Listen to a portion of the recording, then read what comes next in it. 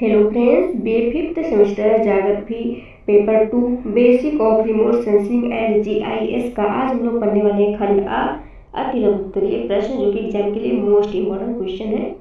तो आज का पहला क्वेश्चन है, जीआईएस के उपयोग पर टिप्पणी कीजिए। आप लोग क्वेश्चन को ध्यान से देखिएगा, इम्पोर्टेंट क्वेश्चन है। सरकारी कार्यों के लिए बेहतर निर्णय लेने में मदद करता है। जीआईएस क्या होता है? सरकारी कामकाज जो होते हैं उनके लिए बेहतर निर्णय लेने में मदद करता है। दूसरा है, प्राकृतिक संसाधनों के बेहतर प्रबंधन में प्रयोग में लाया जाता है। अगला है, बेहतर निर्णय के कारण लागत में बचत करने में मदद करता है। जनसांख्यिकीय परिवर्तन को ध्यान में रखते हुए योजनाएं बनाने में मदद करता है। आप लोगों को जीआईएस की फुल फॉर्म होती है जियोग्राफिकल इंफॉर्मेशन सिस्टम। क्या होती है? Geographical information system.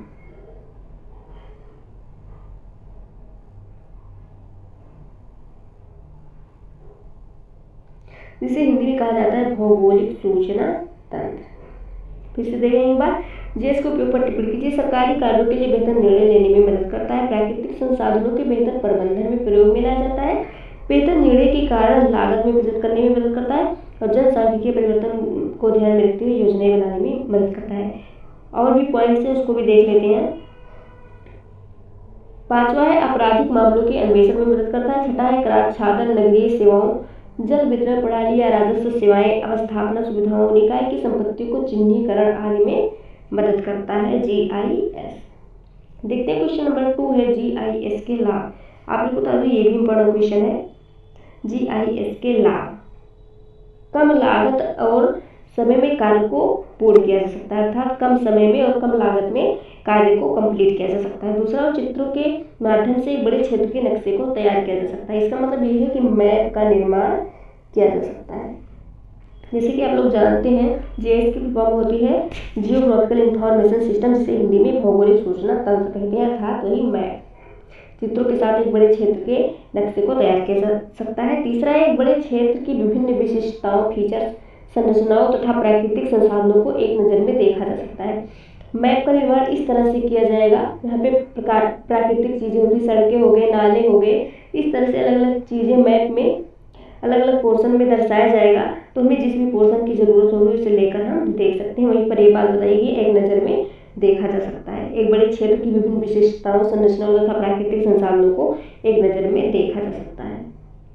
अगला है, दुर्गम क्षेत्रों को भी कम समय में आच्छादित कवर किया जा सकता है।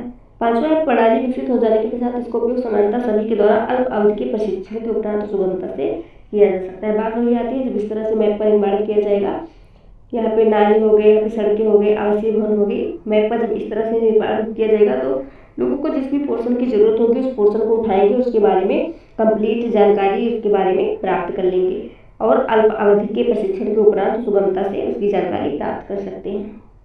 आगे देखते हैं, क्वेश्चन नंबर 3 है, दूर संवेदन के लाभ। आप लोग को तभी मोस्ट इम्पोर्टेंट क्वेश्चन है, दूर संवेदन के लाभ। दूर संवेदन के विकास के निम्नलिखित लाभ है। पहला है, यह किसी बड़े यंत्र का विहंगम दृश्य प्रस्तुत करता है। सबसे पहले आप लोगों को बता दूं, आपकी आंखें जो होती हैं वो भी एक दूर संवेदन का कार्य करती है। जैसे आप किसी वस्तु को देखते हैं, किसी केंद्र को देखते हैं, तो आपकी आंखों में एक चित्र बन जाता है, तो वही होता है दूर संवेदन। और दूसरा है, यह समय आधार रेखा व विश्वसनीय तथा वास्तविक अथवा लगभग वास्तविक सूचनाएं प्रदान करता है। तीसरा, यह भूमि सर्वेक्षण की अपेक्षा कम खर्चीली है और इससे सूचनाएं शीघ्र ही एकत्र हो जाती हैं। चौथा है, दृष्टिगोचर तथा डिजिटल व्याख्या के लिए क्रमशः सदृश तथा डिजिटल आंकड़े प्रदान करता है। पांचवा है, यह किसी भी यंत्र के ऊपर कई बार गुजरता है, जिससे चित्रों की पुनरावृत्ति होती है। इससे समयानुसार होने वाले परिवर्तनों को भी समझने में सहायता मिलती है। छठा है, इस पर खराब मौसम तथा दुर्गम भूमि का प्रतिकूल प्रभाव नहीं पड़ता है। फिर से एक बार देख लेते हैं, इंपॉर्टेंट क्वेश्चन है वाला, दूर संवेदन के लाभ। इसके निम्नलिखित लाभ है, यह किसी बड़े यंत्र का विहंगम दृश्य प्रस्तुत करता है। दूसरा है, समय आधार रेखा पर विश्वसनीय तथा वास्तविक अथवा लगभग वास्तविक सूचनाएं प्रदान करता है। तीसरा है, भूमि सर्वेक्षण की अपेक्षा कम खर्चीली है, इससे सूचनाएं शीघ्र ही एकत्र हो जाती हैं। चौथा है, दृष्टिगोचर तथा डिजिटल व्याख्या के लिए क्रमशः सदृश तथा डिजिटल आंकड़े प्रदान करता है। पांचवा है, किसी भी यंत्र पर बार बार गुजरता है, कई बार गुजरता है, जिससे चित्रों की पुनरावृत्ति होती है। इससे समय अनुसार होने वाले परिवर्तनों को समझने में सहायता मिलती है। छठा है, इस पर खराब मौसम तथा दुर्गम भूमि का प्रतिकूल प्रभाव नहीं पड़ता है। क्वेश्चन नंबर 4 है, फील्ड सर्वे के बिना भूतल एवं ऊपरी तलों को कैसे देख सकते हैं। आप लोगों का मोस्ट इंपॉर्टेंट क्वेश्चन है। सबसे पहले आप लोग बता दो, फील्ड सर्वे के बिना भूतल एवं ऊपरी तलों को उपग्रह चित्र के माध्यम से कैसे देखा जा सकता है। 3D व्यू का निर्माण करके हम फील्ड सर्वे तथा भूतल एवं ऊपरी तलों को देख सकते हैं, जिसको जनरेट करने के लिए हमें अधिक डेटा की जरूरत पड़ती है। प्लस का मतलब अतिरिक्त अर्थात ज़्यादा डेटा की जरूरत पड़ती है और वर्तमान समय में ड्रोन के माध्यम से एकत्रित की जा रही है। तो इसमें देखते हैं 3D आयामी 3D व्यू का निर्माण करके हम फील्ड सर्वे की न भूतल एवं ऊपरी तलों को भी देख सकते हैं, परंतु हमें इस व्यू को जनरेट करने के लिए अतिरिक्त डेटा की जरूरत पड़ती है, जो कि वर्तमान समय में ड्रोन के माध्यम से एकत्रित की जा रही है। इस डेटा में किसी एक स्थान के भाग को दो अलग अलग कोणों में एकत्रित किया जाता है, जिससे कि उस स्थान का 60% हिस्सा प्राप्त हुई अलग अलग इमेज में एक ही हो। इस प्रकार से एकत्र की गई तस्वीरों का सॉफ्टवेयर की सहायता से स्टीरियो विजन का निर्माण करते हैं और भूतल एवं ऊपरी तलों को देख सकते हैं।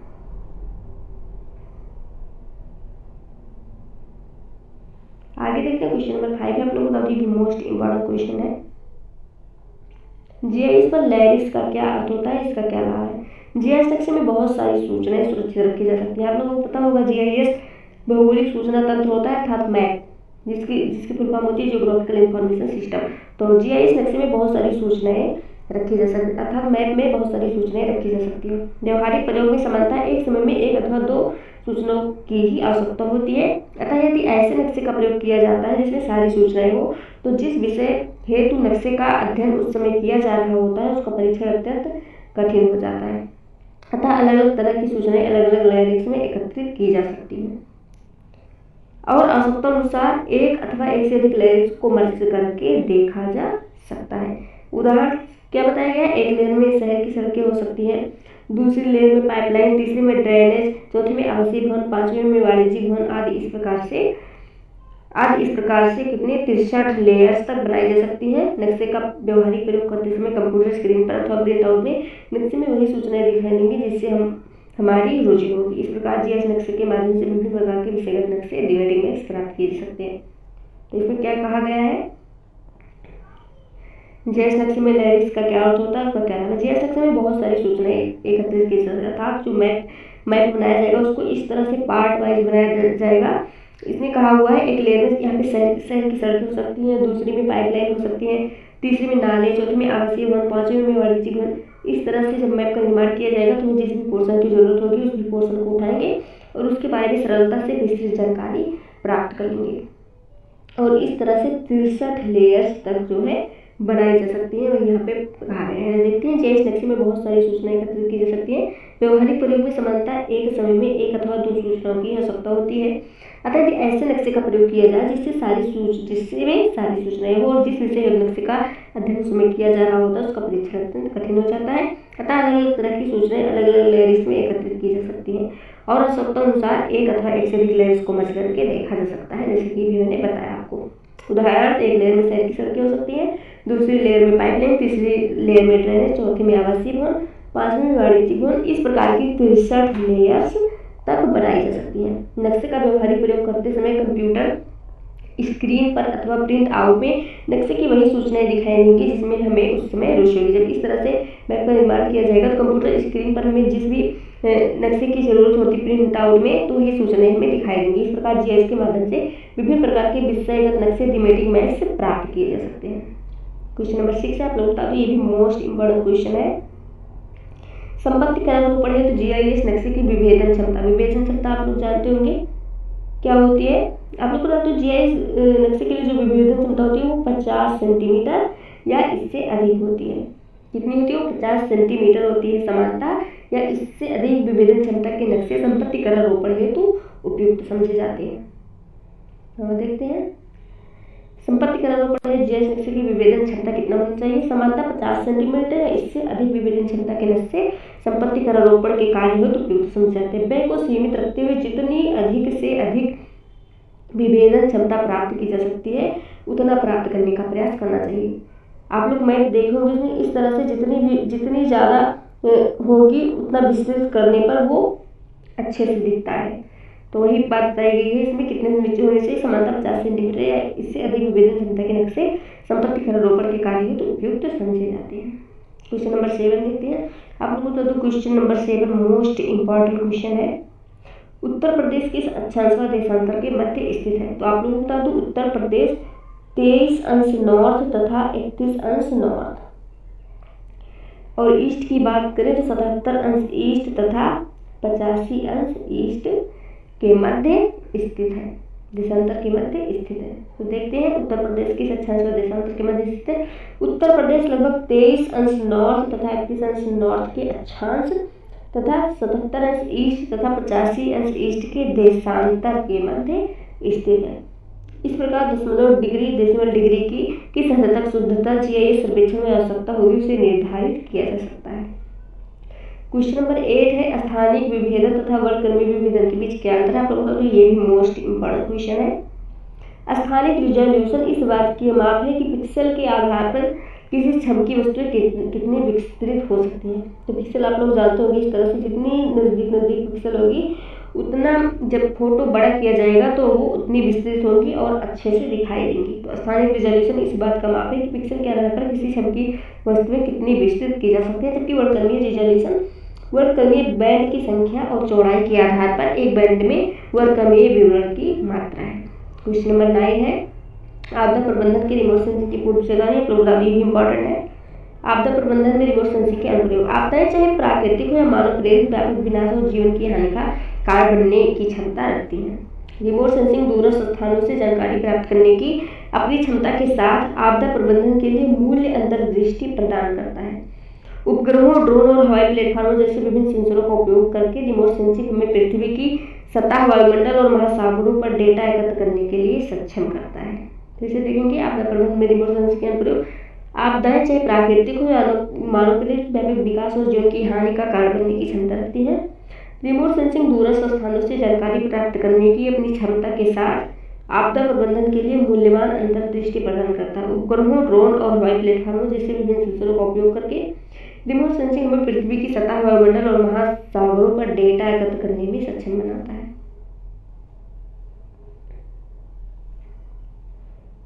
रिमोट सेंसिंग की पूर्व चेतावनी देख लेते हैं। रिमोट सेंसिंग प्रारंभिक चेतावनी प्रणालियों की रीढ़ बनती है।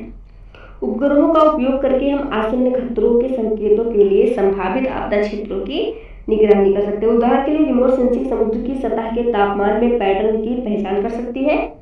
चक्रवातों में तूफान के टकराने से पहले ही उनकी भविष्यवाणी कर सकती है। इसी तरह रिमोट सेंसिंग भूकंपीय गतिविधि का पता लगा सकती है जो हमें संभावित भूकंपों और ज्वालामुखी विस्फोटों के प्रति सचेत कर सकती है। आगे देखते हैं क्वेश्चन नंबर 10 नीचे पर टिप्पणी कीजिए। क्वेश्चन नंबर 10 आप लोग बता दो ये भी मोस्ट इंपॉर्टेंट क्वेश्चन है। सबसे पहले देखेंगे छत के आकलन में रिमोट सेंसिंग की, दूसरा है आपदा कार्यों के खोज बचाव में रिमोट सेंसिंग की भूमिका। सबसे पहले देखते हैं छत के आकलन में रिमोट सेंसिंग।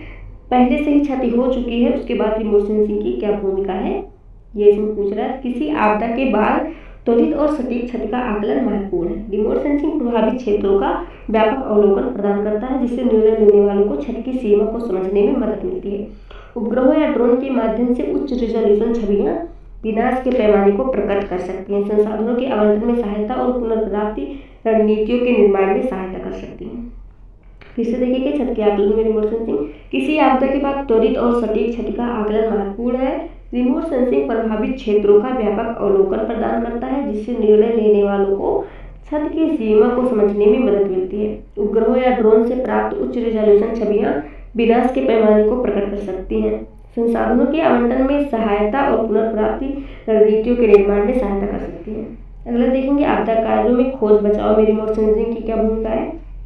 रिमोट सेंसिंग खोज और बचाव कार्यों में महत्वपूर्ण सहायता करता है। किसी आपदा के बाद जीवित बचे लोगों का शीघ्रता से पता लगाने से जीवन और मृत्यु के बीच अंतर हो सकता है।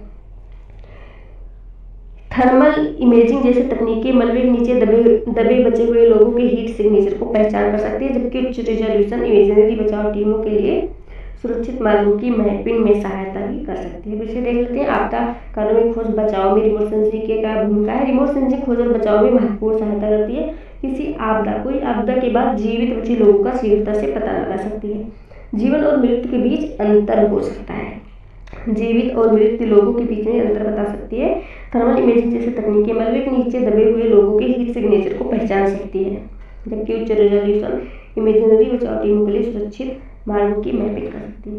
अगला देखते हैं, क्वेश्चन नंबर 11 है, मानचित्रण में रिमोट सेंसिंग एक अमूल्य उपकरण है, स्पष्ट कीजिए। बड़ा क्वेश्चन है, आपदा संभावित क्षेत्रों के मानचित्रण के लिए रिमोट सेंसिंग एक अमूल्य उपकरण है, अर्थात जहाँ पे आपदाएं बार बार आती रहती हैं उनके लिए रिमोट सेंसिंग एक अमूल्य उपकरण है। ये बाढ़, भूस्खलन या जंगल की आग के प्रति संवेदनशील क्षेत्रों की पहचान करने में मदद कर सकता है, जिससे निवारक उपायों के कार्यान्वयन की अनुमति मिल सकती है। आपदा के बाद रिमोट सेंसिंग आपदा कारण में हुए परिदृश्यों में परिवर्तनों को प्रतिबिंबित करने के लिए मानचित्रों को अद्यतन करने में सहायता कर सकती है। आगे देखते हैं, क्वेश्चन नंबर 12 है, निम्नलिखित पर टिप्पणी कीजिए। मौसम के पूर्वानुमान में रिमोट सेंसिंग, दूसरा है आपातकालीन प्रक्रिया योजना में रिमोट सेंसिंग। सबसे पहले देखेंगे मौसम के पूर्वानुमान में रिमोट सेंसिंग। वायुमंडलीय स्थितियों की निगरानी करके रिमोट सेंसिंग मौसम की भविष्यवाणी में महत्वपूर्ण योगदान देता है। उपग्रह बादलों के पैटर्न, हवा की दिशा और वायुमंडलीय दबाव को ट्रैक कर सकते हैं, जिससे मौसम की घटनाओं को सटीक भविष्यवाणी की सुविधा मिलती है। ये तूफान, भारी वर्षा और अन्य मौसम संबंधी आपदाओं की भविष्यवाणी करने में विशेष रूप से उपयोगी है। फिर से देखेंगे मौसम के पूर्वानुमान में रिमोट सेंसिंग। वायुमंडलीय स्थितियों की निगरानी करके रिमोट सेंसिंग मौसम की भविष्यवाणी में महत्वपूर्ण योगदान देता है। उपग्रह बादलों के पैटर्न, हवा की दिशा, वायुमंडलीय दबाव को ट्रैक कर सकते हैं। इसमें मौसम के पूर्वानुमान में पूछा है, इसलिए यहाँ पे क्या हवा, बादलों के पैटर्न, वायुमंडलीय दबाव, ये सब मौसम के लिए होते हैं, जिससे मौसम की घटनाओं की सटीक भविष्यवाणी की सुविधा मिलती है। ये तूफान, भारी वर्षा, अन्य मौसम संबंधी आपदाओं की भविष्यवाणी करने में विशेष रूप से उपयोगी है। अगला देखेंगे आपातकालीन प्रक्रिया योजना में रिमोट सेंसिंग।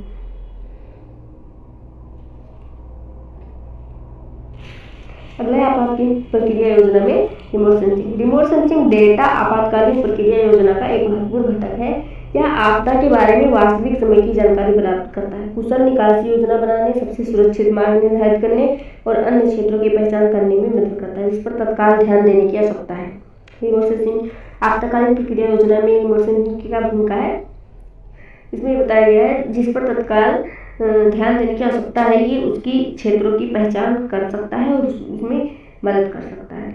इसे देखते हैं, रिमोट सेंसिंग डेटा आपातकालीन प्रक्रिया योजना का एक महत्वपूर्ण घटक है। आपदा के बारे में वास्तविक समय की जानकारी प्रदान करता है, कुशल निकासी योजना बनाने, सबसे सुरक्षित मार्ग निर्धारित कर सकता है, उन क्षेत्रों की पहचान करने में मदद करता है जिस पर तत्काल ध्यान देने की आवश्यकता है। इसके अतिरिक्त यह राहत सामग्री के वितरण योजना बनाने में मदद कर सकता है। क्वेश्चन नंबर 18 देखते हैं, प्रकाशीय संवेदक किसे कहते हैं, ये भी इंपॉर्टेंट है। संवेदक उपग्रहों के ऊपर लगे एक तरह के उच्च अंतःप्रकाशीय कैमरा उपकरण होते हैं। संवेदक उपग्रहों के ऊपर लगे एक तरह के उच्च अंतःप्रकाशीय कैमरा उपकरण होते हैं। इनका उपयोग सतह विशेषताओं की विभिन्न वस्तुओं को परावर्तित या उत्सर्जित विद्युत चुंबकीय विकिरण की मात्रा को मापने के लिए किया जाता है। आप विभिन्न इलेक्ट्रॉनिक उपकरणों के रिमोट कंट्रोल में स्थापित सेंसर के बारे में सोच सकते हैं, जैसे वातानुकूल एयर कंडीशनर, एसी, टेलीविजन, जो एक छोटे दूरस्थ नियंत्रण रिमोट कंट्रोल उपकरण की मदद से इस तरह के इलेक्ट्रॉनिक उपकरणों के संचालन को सक्षम बनाता है। आमतौर पर दूर संवेदन के क्षेत्र में दो प्रकार के संवेदक को पहचानते हैं, अर्थात निष्क्रिय संवेदक और सक्रिय संवेदक। निष्क्रिय संवेदक प्राकृतिक विकिरण को इंगित करते हैं जो पृथ्वी की सतह से वापस उत्सर्जित या परावर्तित प्रतिबिंबित होते हैं। इसमें सादृश्य वायवीय फोटोग्राफ या वीडियोग्राफ और अंकीय प्रणाली क्रमवीक्षक और विकिरणमापी संवेदक दोनों शामिल होते हैं। दूसरा है सक्रिय संवेदक, पृथ्वी की सतह को रोशन करने के लिए निर्दिष्ट तरंगदैर्घ्य की पट्टी के विद्युत चुंबकीय विकिरण ढोने वाले वाहक होते हैं। सक्रिय संवेदक का उदाहरण रेडियो संसूचन, पहचान और दृश्य लेखन, रेडार, पार्श्वभूमि हवाई रेडार SLAR और संश्लेषित कृत्रिम द्वारा रेडार SAR आदि होते हैं। क्वेश्चन नंबर 14 है, फोटोग्राफिक बीम के अलावा बता दो, ये भी बड़ा क्वेश्चन है। फोटोग्राफिक बीम के अलावा एडवांटेज ऑफ फोटोग्राफिक इमेज।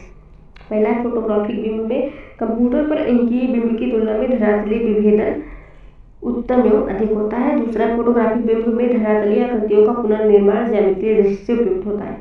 तीसरा, फोटोग्राफिक बिंब बृहद पैमाने पर बड़े क्षेत्र को दर्शाती है। फोटोग्राफिक फिल्म को अंकीयकरण डिजिटाइजेशन के द्वारा अंकीय बिंब को फिल्म अंकन के द्वारा फोटोग्राफिक बिंब में परिवर्तित किया जा सकता है। फोटोग्राफिक बिंब के लाभ क्या है? Advantage of photographic image. Photographic बिंब में कंप्यूटर पर अंकीय बिंब की तुलना में धरातलीय विभेदन उत्तम एवं अधिक होता है। फोटोग्राफिक बिंब से धरातलीय आकृतियों का पुनर्निर्माण ज्यामितीय दृष्टि से उपयोग होता है। तीसरा, फोटोग्राफिक बिंब में बृहद पैमाने पर बड़े क्षेत्र को दर्शाती है।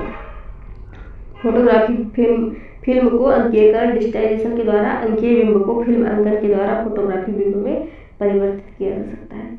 आगे देखते हैं, क्वेश्चन नंबर 15 है, अंकीय बिंब प्रक्रमण प्रणाली तथा तकनीकियां बताइए। Digital image processing system. अंकीय बिंब प्रक्रमण प्रणाली के अंतर्गत कंप्यूटर हार्डवेयर और सॉफ्टवेयर दोनों का होना अति आवश्यक है, जिसके द्वारा बिंब आंकड़ों का विश्लेषण किया जा सके।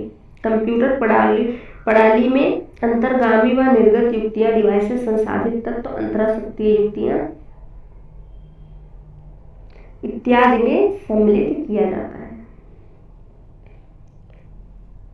इस प्रणाली में बहुत अधिक मात्रा में आंकड़ों के एकत्र तथा संसाधित करने की तीव्र क्षमता होती है। इस प्रणाली के घटक केंद्रीय संसाधित इकाई, अंतरसक्रिय प्रदर्शक, कार्यशाला, टेप ड्राइव, सीडी रोम युक्तियां, डिजिटाइजर, संगीन मॉनिटर, प्रिंटर, प्लाटर तथा डिस्क स्टोरेज युक्तियां। बिंब प्रक्रमण तकनीकियां, इमेज प्रोसेसिंग तकनीक। बिंब को शुद्ध तथा उपयुक्त बनाने के लिए निम्न तकनीक का उपयोग किया जाता है। पहला है ऑप्टिकल तकनीक, दूसरा है डिजिटल तकनीक, तीसरा है फोटोग्राफिक तकनीक। बिंब प्रक्रमण तकनीकियां निम्न प्रकार का उपयोग किया जाता है: ऑप्टिकल तकनीक, डिजिटल तकनीक और फोटोग्राफिक तकनीक। अगर देखते हैं क्वेश्चन नंबर 16 है, भौगोलिक सूचना तंत्र के उपयोग उद्देश्य बताइए। मोस्ट इम्पोर्टेंट क्वेश्चन है, भौगोलिक सूचना तंत्र के उपयोग, objectives of GIS, geographical information system. भौगोलिक सूचना तंत्र आंकड़ा प्राप्ति से लेकर संग्रह, प्रक्रमण और विश्लेषण का कंप्यूटर आधारित तंत्र। इसके विभिन्न उद्देश्य हैं: विभिन्न प्रकार के नियोजन तथा निर्णय प्रक्रिया में समय और लागत के संदर्भ में मानवीय क्षमता को बढ़ाना। दूसरा है आंकड़ों के वितरण और प्रक्रिया के लिए सक्षम साधनों को प्रदान करना। तीसरा है आंकड़ों के प्रक्रियात्मक स्तर पर पुनरावृत्ति को कम से कम करना। चौथा है विभिन्न स्रोतों से उपलब्ध सूचनाओं को समन्वित करने की क्षमता में वृद्धि करना। पांचवा है नई नई सूचनाओं को प्राप्त करने के लिए भौगोलिक आंकड़ों के मिश्रित स्वरूप का विश्लेषण करना। भौगोलिक सूचना तंत्र के उद्देश्य: पहला है विभिन्न प्रकार के नियोजन और निर्णय प्रक्रिया में समय और लागत के संदर्भ में मानवीय क्षमता को बढ़ाना। दूसरा है आंकड़ों के वितरण और प्रक्रिया के लिए सक्षम साधनों का प्रदान करना। तीसरा है आंकड़ों के प्रक्रियात्मक स्तर पर पुनरावृत्ति को कम से कम करना। चौथा है विभिन्न स्रोतों से उपलब्ध सूचनाओं को समन्वित करने की क्षमता में वृद्धि करना। अगला है नई नई सूचनाओं को प्राप्त करने के लिए भौगोलिक आंकड़ों के मिश्रित स्वरूप का विश्लेषण करना। इस प्रकार भौगोलिक सूचना तंत्र स्थानिक आंकड़ों की सहायता से किसी भी धरातलीय तथ्य के बारे में उनकी स्थिति, दशा, प्रवृत्ति और मॉडल प्रक्रिया को स्पष्ट करने में सक्षम है। आगे देखते हैं क्वेश्चन नंबर 17 है, भौगोलिक सूचना तंत्र के क्षेत्र। ये भी इंपॉर्टेंट है। भौगोलिक सूचना तंत्र के क्षेत्र, scope of geographical information system. भौगोलिक सूचना तंत्रों के अंतर्गत अध्ययन की जाने वाली समस्याओं की विविधता ने इस तंत्र के अनुप्रयोग क्षेत्र को असीमित बना दिया। वस्तुतः पृथ्वी पर भौगोलिक अवस्थिति, जियोग्राफिकल लोकेशन के द्वारा संदर्भित लक्षणों के बारे में किसी भी प्रकार की सूचना प्राप्ति के लिए भौगोलिक सूचना तंत्र की तकनीक का उपयोग किया जा सकता है। इन कंप्यूटर आधारित तंत्रों में ऐसे भौगोलिक संदर्भित जियोग्राफिकली रिफरेंस्ड लक्षणों के अवस्थिति दत्त लोकेशन डाटा तथा उनके गुण दत्त एट्रीब्यूट डाटा दोनों को एक साथ प्रयोग में लाने की क्षमता होती है। अतः भौगोलिक सूचना तंत्रों में न केवल लक्षणों की अवस्थितियों का स्वतः प्रदर्शन, ऑटोमेटिक डिस्प्ले या मानचित्रण होता है, अपितु ये तंत्र संबंधित लक्षणों के विवेचन योग्य अभिलक्षणों विश्लेषण का अभिलक्षणों के अभिलेखन विश्लेषण का एक संबंधपरक दत्त आधार भी प्रस्तुत करते हैं। आगे देखते हैं क्वेश्चन नंबर 18, भौगोलिक सूचना तंत्र की विकल्पना भी इंपॉर्टेंट है। अनेक हार्डवेयर और सॉफ्टवेयर में जीआईएस के अनेक उपयुक्त हार्डवेयर और सॉफ्टवेयर का चयन किया जा सकता है। जीआईएस के प्रयोग के अग्र प्रकार से विकल्पना की जा सकती है: संकल्पना, आवश्यकता का निर्धारण, अभिकल्पना, प्रक्रिया नियोजन, तंत्र का चयन, विकास, तंत्र की प्राप्ति, आंकड़ा आधार, स्टाफ की ट्रेनिंग, संचालन की तैयारी, संचालन, तंत्र की स्थापना, आंकड़ा रूपांतरण, प्रक्रिया विकास, अंकेक्षण 5वां है तंत्र मूल्यांकन विस्तार। जीआईएस के लिए उपयुक्त सॉफ्टवेयर इस प्रकार से निम्नलिखित है: ArcGIS, जियोमेट्रिया, मैप इन्फो और EDAS। वैसे भारतीय अंतरिक्ष विभाग ने भी जियो स्मार्ट और डिसीजन स्पेस, बायोकेप जैसे जीआईएस सॉफ्टवेयर विकसित किए। आगे देखते हैं क्वेश्चन नंबर 19, रिमोट सेंसिंग की सीमाएं बताइए। ये भी मोस्ट इम्पॉर्टेंट क्वेश्चन है। रिमोट सेंसिंग ने पूरी तरह से जमीन आधारित सर्वेक्षण विधियों को प्रतिस्थापित नहीं किया, कुछ सीमाएं भी होती हैं। डेटा संग्रहण और डेटा खरीद की लागत। दूसरा है डेटा विश्लेषण और व्याख्या के साथ समस्याएं। तीसरा है सभी मौसम क्षमता के साथ समस्याएं, क्योंकि कुछ सेंसर क्लाउड के माध्यम से देखे नहीं जा सकते। फिर से देखेंगे रिमोट सेंसिंग की सीमा। रिमोट सेंसिंग में पूरी तरह से जमीन आधारित सर्वेक्षण विधियों को प्रतिस्थापित नहीं किया जाता है, इनकी कुछ सीमाएं होती हैं। डेटा संग्रह और डेटा खरीद की लागत, डेटा विश्लेषण और व्याख्या के साथ समस्याएं, सभी मौसम क्षमता के साथ समस्याएं, क्योंकि कुछ सेंसर क्लाउड के माध्यम से देख नहीं सकते। क्वेश्चन नंबर 20 है रिमोट सेंसिंग के अनुप्रयोग, ये भी इंपॉर्टेंट है। पहला, उपग्रहों और विमानों पर कैमरे पृथ्वी की सतह पर बड़े क्षेत्रों की छवियां लेते हैं। उपग्रहों और विमानों पर कैमरे पृथ्वी की सतह पर बड़े क्षेत्रों की छवि लेते हैं, जिससे हम जमीन पर खड़े होकर जितना देख सकते हैं उससे कहीं अधिक देखने की इजाजत देते हैं। दूसरा, जहाजों पर सोनार सिस्टम समुद्र के नीचे यात्रा किए बिना ही समुद्र की तल छवियां को देखने के लिए इस्तेमाल किया जाता है। उपग्रहों पर कैमरे का उपयोग महासागरों में तापमान परिवर्तन की छवियों को बनाने के लिए किया जा सकता है। चौथा है, बड़े जंगल की आग को अंतरिक्ष से मैप किया जा सकता है, जिससे रेंजरों को जमीन से कहीं ज्यादा बड़ा क्षेत्र देखने की अनुमति मिलती है।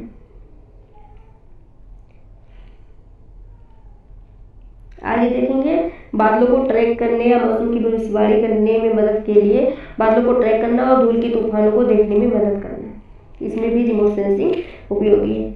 अगला है, एक शहर के विकास और कई वर्षों या यहाँ तक कि दशकों में किसी भूमि या जंगलों के परिवर्तनों को ट्रैक करना। क्वेश्चन नंबर 21 है, मोस्ट इंपॉर्टेंट क्वेश्चन है। कृषि और खाद्य सुरक्षा। रिमोट सेंसिंग सूखे और कीट संक्रमण जैसी कृषि आपदाओं की भविष्यवाणी कर सकता है। कृषि हो रही है, खेतों में वो सूख गई है, उसमें कीट लग गए हैं, तो उसकी भी भविष्यवाणी कर सकती है। क्या कर सकते हैं? रिमोट सेंसिंग उसकी भी भविष्यवाणी कर सकते हैं, जिससे शीघ्र हस्तक्षेप की अनुमति मिलती है। आपदा के बाद कृषि भूमि को हुए नुकसान का आकलन भी कर सकती है। आपदा के बाद कृषि में जो नुकसान हुआ है, रिमोट सेंसिंग उसके नुकसान का आकलन भी कर सकती है। खाद्य सुरक्षा सुनिश्चित करने के लिए वो मूल डेटा प्रदान कर सकता है। फिर से देखेंगे इंपॉर्टेंट क्वेश्चन है कि जो खाद्य सुरक्षा, रिमोट सेंसिंग सूखे या कीट संक्रमण जैसी आपदाओं की भविष्यवाणी कर सकते हैं, जिससे शीघ्र हस्तक्षेप की अनुमति मिलती है। आपदा के बाद या किसी भूमि को नुकसान का आकलन कर सकता है। खाद्य सुरक्षा सुनिश्चित करने के लिए बहुमूल्य डेटा प्रदान करता है। अगला देखेंगे जल संसाधन प्रबंधन। जल संसाधन प्रबंधन में भी रिमोट सेंसिंग की क्या भूमिका है, देखेंगे। आपदा परिदृश्यों में जल संसाधनों का प्रबंधन महत्वपूर्ण हो जाता है।